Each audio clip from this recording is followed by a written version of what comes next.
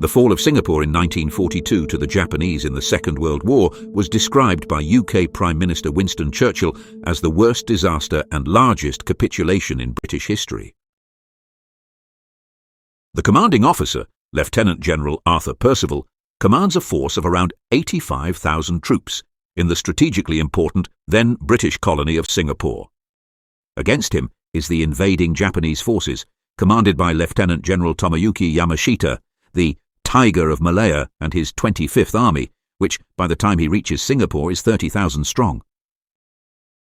Japan has recently declared war on the USA and Britain after their attack on Pearl Harbor. The British have been expecting war in the Pacific for some time. The Japanese have been engaged in war with China for over a decade and had occupied Manchuria in 1932. By 1941, they had captured territory in eastern China and then, capitalizing on the German defeat of France, invaded French Indochina. This resulted in the USA placing a trading embargo upon Japan, particularly for steel, rubber and oil, key war commodities, in an effort to curb their aggression. Rather than alleviate the Japanese problem in Asia, the trade embargoes exacerbated it, as now Japan's aim was to achieve self-sufficiency of their war supplies. Their plan was to capture the oil-rich islands of Sumatra and Borneo, but their access was blocked by the British colonies of Malaya and Singapore. Only 1 hour after the attack on Pearl Harbor, Japanese troops landed in the Malayan city of Kota Bharu, followed shortly by 2 larger forces landing in southern Thailand. They tore through the Commonwealth Army's defences in British Malaya, now Malaysia, navigating through jungle and poor road networks, covering 1,000 kilometres in less than 2 months. The Japanese forces reached the southern city of Johor Bahru by the end of January 1942, and were now separated from Singapore only by a very narrow stretch of water.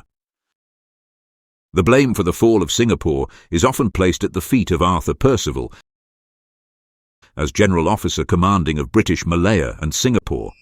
But this is history by the losers, remember, so we might spin it another way.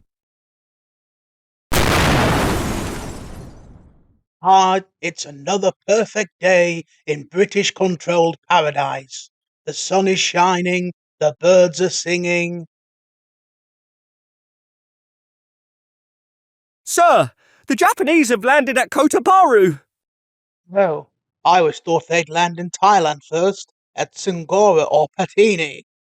That's why I asked the generals to let me invade Thailand first to prevent them from landing there. If the Japanese are invading Malaya directly, it's a good job they rejected my plan. Sir, Kota Bharu is a diversion. They're landing at Singora and Patini.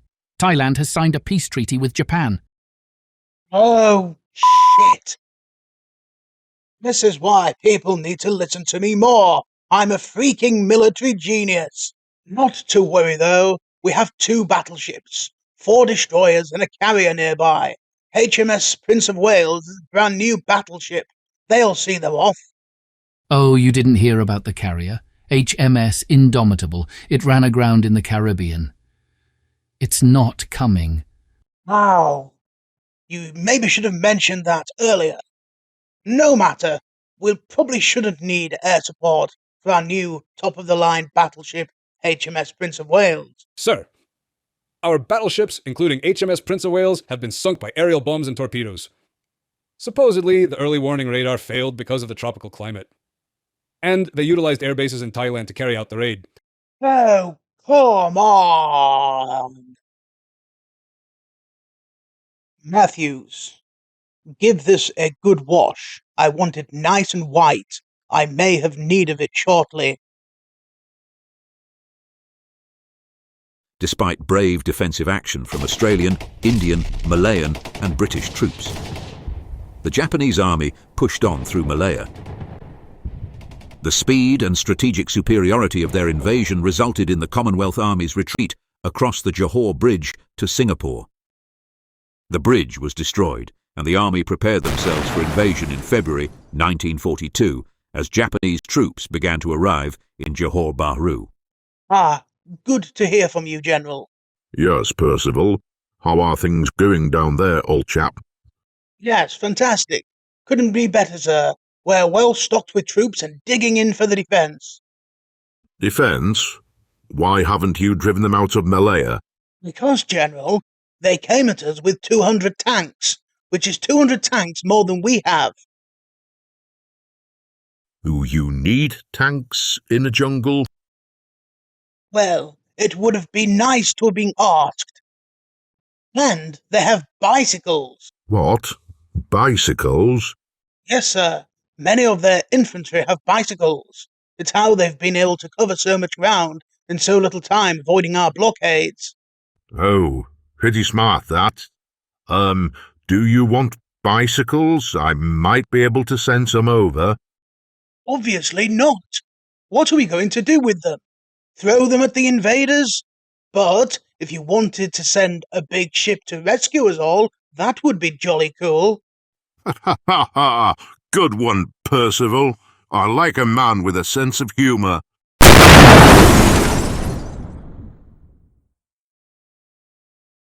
What the hell was that?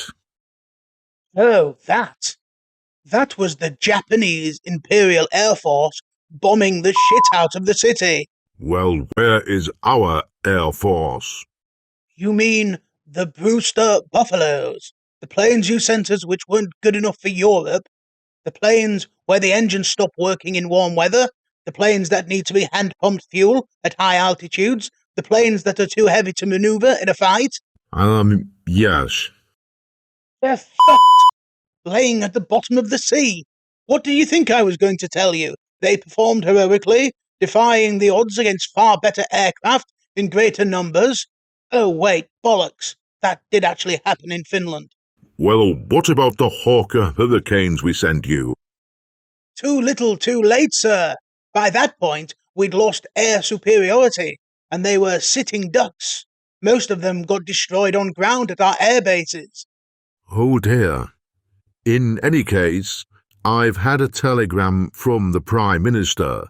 He says that surrender is not an option. Oh, really? Why? He says that the reputation of the Empire is at stake. The reputation of the British Empire. Really? Yes. A reputation that includes slavery, colonization, massacre, and being the biggest heroin dealer in the history of the world? I feel like you're trying to make a point here, but not sure what you're getting at. But what if things get really bad? It depends what you mean by really bad.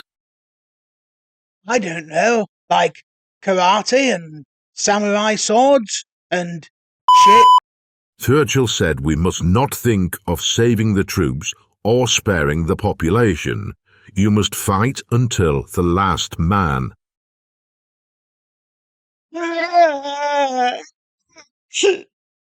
Any chance of any wiggle room on the whole fighting to the last man? No, sir. We must do our duty. Anyway, I must roll. Got a game of cricket this afternoon. Good luck, Percival. I'll see you back in Blighty for tea and medals. Despite having the larger army, Percival's troops were inferior to those of Yamashita. Most brigades were not at full strength. Many of the Indian units were raw recruits, as senior Indian soldiers had been recalled home to train recruits for the expected invasion of India. The troops were also poorly equipped, short of ammunition, and after multiple defeats and high numbers of casualties, had extremely low morale. Japanese forces are now massing in the Malayan city of Johor Bahru, separated only by the narrow Johor Strait from Singapore. The Commonwealth Army waits to see where the Japanese will attempt to cross. General Percival looks out of the window, hoping for some insight into how the Japanese will attack. I don't know why, because his window is facing the wrong direction. He paces the office endlessly, finishing with a slight hint of a moonwalk. Sir, The Australians are saying the Japanese are gathering a large force to the northwest. But I think they're going to attack to the northeast. But, sir, it looks like they're attacking the northwest. The Australians want your authorization to Shelburne, maybe disrupt their attack. No, it's a diversion. They will attack to the northeast. Besides, we don't have enough shells to waste. I could send the boys down to the beach to collect some more. Get out. You're fired.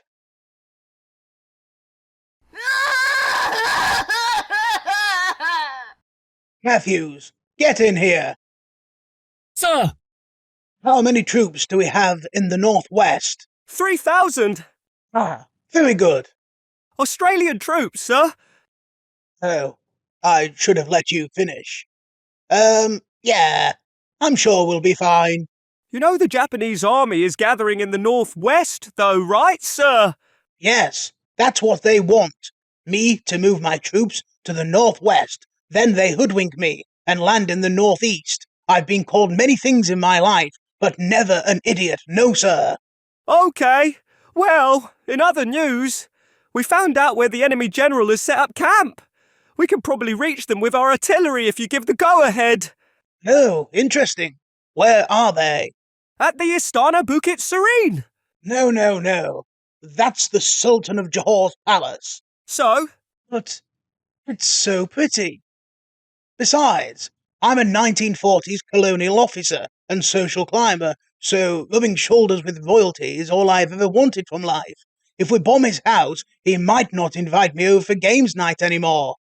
So? Well, how would you like it if somebody bombed your house? I live in the East End of London, sir. So? Yeah. Oh, yes, fair point. But no, I'm not attacking the palace. The Sultan is a friend of the British Empire, and I will not upset him. But, sir, this is war. But that palace is a beautiful building with an alluring Art Deco aesthetic. Also, it has an amazing 35-meter watchtower, which offers stunning views over Singapore. Honestly, you can see everything that's going on in the city from up there. Yeah. If you're not seeing a problem there, I can't help you.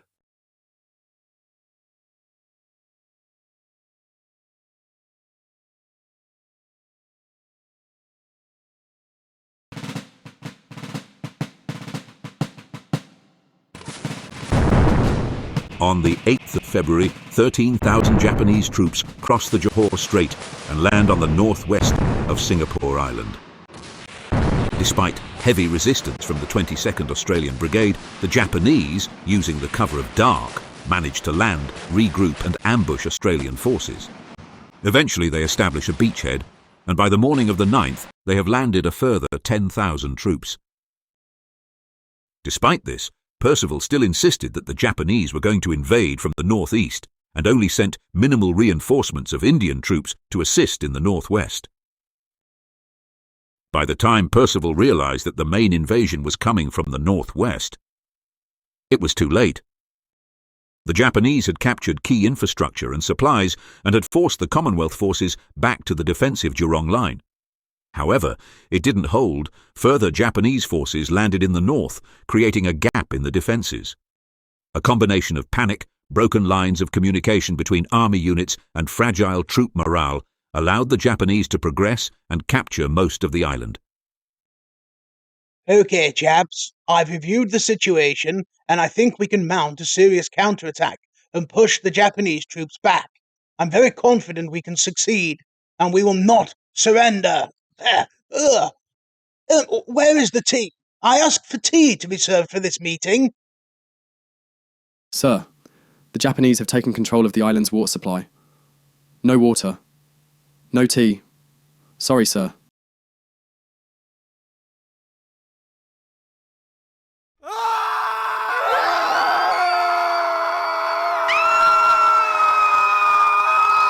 Oh my God! It's over! Get the white flag! Get the white flag! Find me a fucking white flag! bears the white flag? Oh my good God!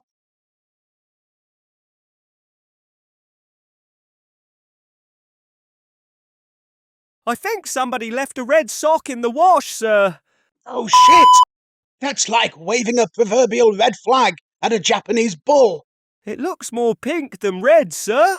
You can't wave that, sir. The Japanese might think we are a bit girly. Yes, good point, Smith. Quickly, everybody take off your underpants. If we stitch them together, we might make it look like a white flag. Well, not sure I can do that, sir. What is it, Jones? I hope you're wearing the Army Standard Issue white Y-front underpants. Otherwise, I can have you court-martialed. Yes, sir. They are. Well, they were white until I found out about the tea. Oh, fuck, I forgot about the tea! Quickly, Smith, rub the tea under my gums. I need a fix. If that doesn't work, Matthews, I'm going to need a spoon, a naked flame, a tourniquet, and a syringe. On the 15th of February, Arthur Percival surrendered Singapore to the Japanese. He and his senior commanders recognized that the capture of food and water infrastructure meant that they could not sustain a defensive action for much longer. It was agreed that counterattack or surrender were the only two options, but it was determined, after much debate, that a counterattack was not feasible. They didn't know at the time that Yamashita's army was running dangerously low on supplies and ammunition, and, had they opted for counterattack, they may have been successful at repelling the Japanese. Japan now controlled Malaya and Singapore, and this enabled them to gain a foothold in Southeast Asia, a platform where they could launch attacks on the Pacific. In Singapore, multiple atrocities were enacted against the occupied population. Over 80,000 Commonwealth troops surrendered. Many of them were transferred to prisons, such as Changi, where conditions were terrible. Even worse, other prisoners of war were transferred into forced labour in the infamous Siam-Burma Death Railway and the Sandakan airfield, where the Sandakan death marches occurred. Was Percival to blame for Singapore? Honestly, it would probably be fair to say he was dealt a bad hand. But he played it rather badly. The British and their allies had seriously underestimated the Japanese, particularly the speed at which they had been able to progress through Malaya. Much criticism is aimed at the British senior military leadership and the British government. The defending armies in both Malaya and Singapore were inexperienced and poorly trained. The Air Force and Navy were equally ineffective and provided very little support to the defenders. The Commonwealth Air Force was outnumbered and outmatched by Japanese planes, which in turn made the naval fleet highly vulnerable to attacks from the air. It is important to remember the context here, however. At this time, in Europe, Britain is the last major power still fighting against Germany.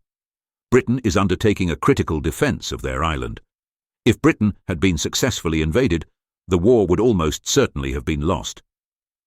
The best of the British Empire's troops and military hardware were being utilised defending the homeland and the crucial supply route through the Suez Canal. It was war. Tough decisions had to be made. At the time, there was a fixation on the 80,000 Commonwealth troops in Singapore versus the 30,000 Japanese. This was still a time in history where honour and glory were important virtues for a nation, and therefore the scale of this defeat, when viewed through a contemporary lens, was deeply shameful. However, 15,000 of these 80,000 troops were not troops at all, but supporting staff. Of the remaining 65,000 troops, most were poorly trained raw recruits and garrison troops with little experience of military action. Yamashita's troops were well trained and experienced, so the numbers are not so important. As my granny always used to say, quality over quantity. Side note, my granny wasn't a Soviet general, so yeah. Anyway, Percival's greatest failure was his stubbornness in not sending more reinforcements to the northwest of the island to prevent the Japanese from landing successfully. The Australian units defending the northwest were severely outnumbered. Meanwhile, most of the full-strength units, many of them British, were chilling out to the northwest, probably catching some rays, having a game of badminton, maybe a cheeky Singapore sling or two by the pool. Percival had the opportunity to correct his original error and move reinforcements in, but he didn't. Why? I don't know. I'm not his dad. The decision to surrender instead of counterattack is also controversial. With hindsight, it has been suggested that a counterattack might have been successful. Is this realistic, though?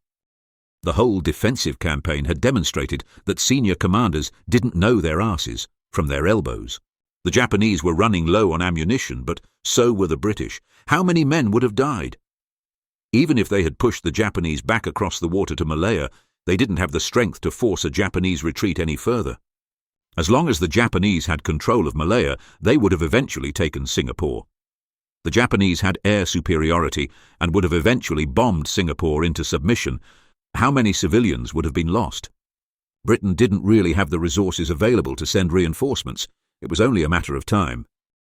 Of the 80,000 POWs captured, around 85% of them survived the war. These are people's dads, sons, brothers, grandfathers, maybe even your own grandfather. No. How do you know what your granny was getting up to in the 1940s? Yeah, something to think about.